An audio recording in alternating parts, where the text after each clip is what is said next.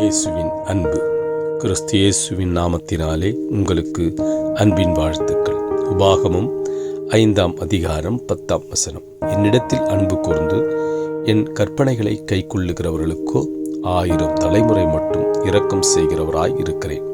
பிரியமானவர்களே, கர்த்தர் நமக்கு 1000 தலைமுறை மட்டும் இரக்கம் செய்கிறவராய் இருக்கிறார். யாருக்கெல்லாம் அவர் 1000 தலைமுறை மட்டும் இரக்கம் செய்கிறார்? அவர் கற்பனையின்படி நடந்து அதன்படி வாழ்கிற உங்களுக்கு 1000 தலைமுறை மட்டும் இரக்கம் செய்வார். அவருடைய கற்பனைகள் என்ன? கர்த்தருடைய கற்பனைக்கு தக்கதாக கிறிஸ்து இயேசுவானவர் நமக்கு கொடுத்திருக்கிற கற்பனை, நீங்கள் முழு மனதோடும் உங்கள் முழு ஆத்மாவோடும் கர்த்தரையே சேவிப்பீர்களாக, உங்கள் தாய் தகப்பனை கனம் பண்ணுவீர்கள் ஆக, பிறனுடைய எந்த ஒரு பொருளின் மேலும் அவருக்கு சொந்தமான எந்த பொருள் மேலும் இச்சை கொள்ளாதிருப்பீர்களாக.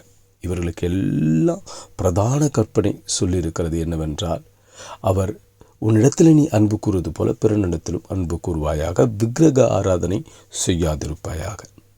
அப்போ நமக்கு என்னெல்லாம் தேவையோ இவைகளை எல்லாவற்றும் பிறனுக்கும் தேவை என்று மற்றவரை குறித்தும் நாம் நேசித்து அவர்களை குறித்து நாம் எண்ணி நேசிப்போமே, ஆனால் நாம் எந்த பாவத்திற்கும் உட்படாமல் இருக்கலாம்.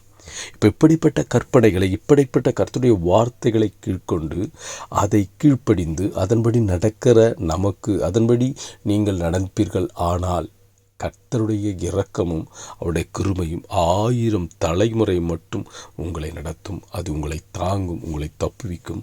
கர்த்தர் உங்களோடு கூட இருந்து நம்மை உயர்த்தி ஆசீர்வதிப்பார். ஆமென்.